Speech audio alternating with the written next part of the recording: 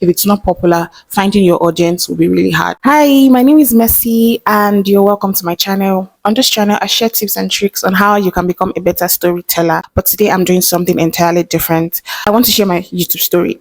Yes, I want to share my experience so far on YouTube. So today is like my 19th day of being on YouTube. Yes, I started YouTube on the 2nd of this month, and I just want to share my little observations and some kind of personal lessons to myself. Observation number one is, if you're not talking about something that is very popular, it will be very hard for you to find your audience. Yes, I've tried to study so far because I'm from Nigeria and everybody wants to grow their YouTube channel. So basically, that is like the trending topic everywhere from where I'm coming from. You can see up to 10, 15 people talking about one same thing, but different faces. So it tends to grab attention because everybody wants people's different opinion.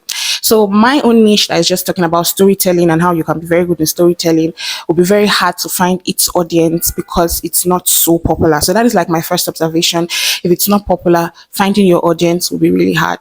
And it's sad though. Observation number two is that YouTube is a very saturated space that is filled with a lot of niches, and it can be very, very overwhelming.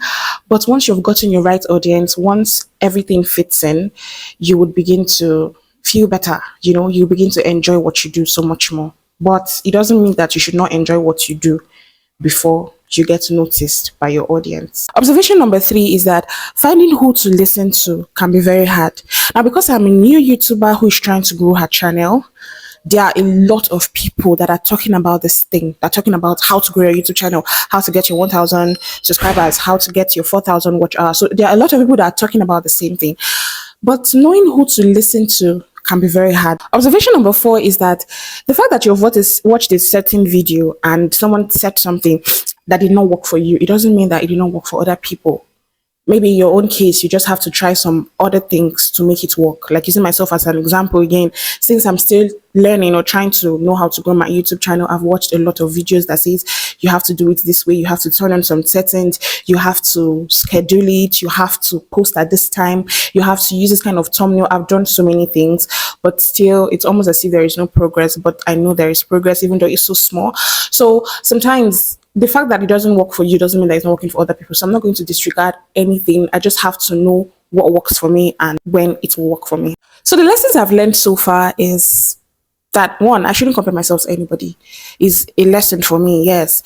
It may not look like anything is happening. It may not look like you're growing, but still keep pushing. So long as you know and believe that the content you are giving out is something that is useful, it will find its right audience one day. So I'm learning, or I've learned not to compare myself to anybody. Number two is that I have learned to be consistent. I won't lie, I have a consistency problem where I can easily start something, but finishing it is very hard. So I took this YouTube thing as a challenge to myself. I just told myself that I would just try and keep pushing. So I'm learning how to be consistent, or I have learned how to be consistent so far in this 19 days. And I really hope to continue because I will not lie, it's challenging. Because do you know what it is to leave your comfort zone? Like leave everything that makes you so comfortable and just come out and put yourself. I don't like putting myself out for anything, but this one is a challenge to me. So I'm just trying to put myself out there. I'm just trying to be consistent in something, and I'm just learning that it's actually a very enjoyable but challenging process. That's what I've learned. It's enjoyable, but it's very challenging. And then finally, number three, I've learned that your time will come. Yes, it's a lesson. I have learned that your time will come. Everybody's not the same. Your growth time is not the same. So I have learned that your time will come. Give it time in whatever you're doing. Just give it time. Your time will definitely come. Yeah. So far, I really want to say thank you so much to my subscribers. Yay, I woke up this morning and I saw that I have 17 subscribers and I am so grateful. Whew. It's an achievement for me. It's something big. So thank you so much for subscribing to my channel. If you watch this video to this point, I'm saying thank you to everybody that has subscribed to my channel. Those are my observations and my lessons so far on this YouTube journey, and I hope you picked something from them. Thank you so much for watching this video. Please don't forget to share, don't forget to like, don't forget to subscribe to my channel, and I will see you in my next video. Bye.